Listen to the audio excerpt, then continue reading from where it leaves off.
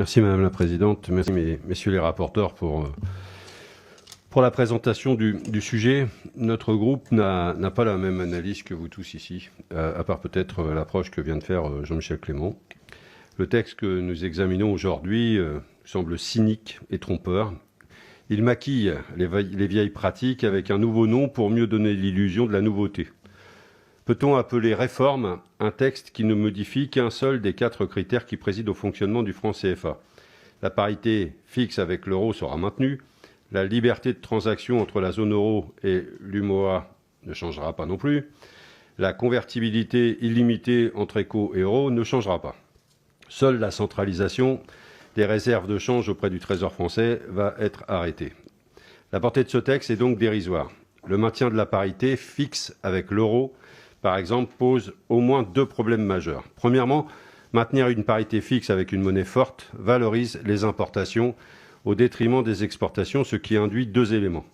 D'un côté, les pays qui utilisent le franc CFA ne disposent pas des leviers pour créer une économie indépendante et résiliente, puisqu'il est plus simple d'importer des biens que de les produire. Et de l'autre, la limitation des exportations induite par cette monnaie les contraint dans leur rôle d'exportateur de matières premières, ce qui est surtout utile aux multinationales et à leurs actionnaires. Deuxièmement, la parité avec l'euro oblige à mener une lutte obsessionnelle contre l'inflation. Or, pour limiter l'inflation, il faut limiter l'accès au crédit.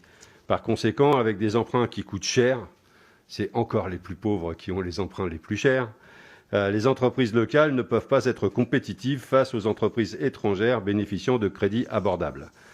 Et ces entreprises étrangères sont d'autant plus favorisées que l'on maintient la convertibilité illimitée entre l'éco et l'euro, ce qui permet, avec le maintien de la parité fixe, de sécuriser les investissements en euros en amont et les rapatriements des bénéfices dans cette même monnaie en aval. Déversoir de produits manufacturés et réservoir de matières premières, dit l'économiste sénégalais Séraphin Prao. Le projet politique est évident. Macron a dit que le franc CFA était un non-sujet, indiquant par là qu'il n'y avait pas de problème à le réformer.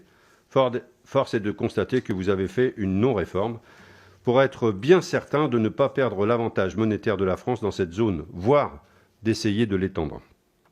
Il va falloir aller vite avec cet avantage, car cet avantage est menacé.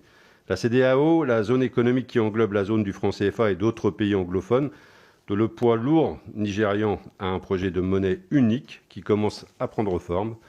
Il fallait donc prendre de court ce projet. La France a même poussé le cynisme jusqu'à utiliser le nom proposé par la CEDEAO pour sa monnaie, l'éco, quelle que soit l'opinion que l'on peut avoir sur son contenu.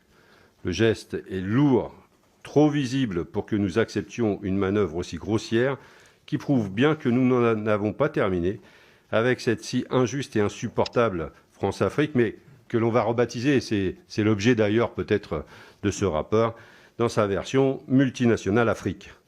Les députés communistes voteront évidemment contre cette non-réforme.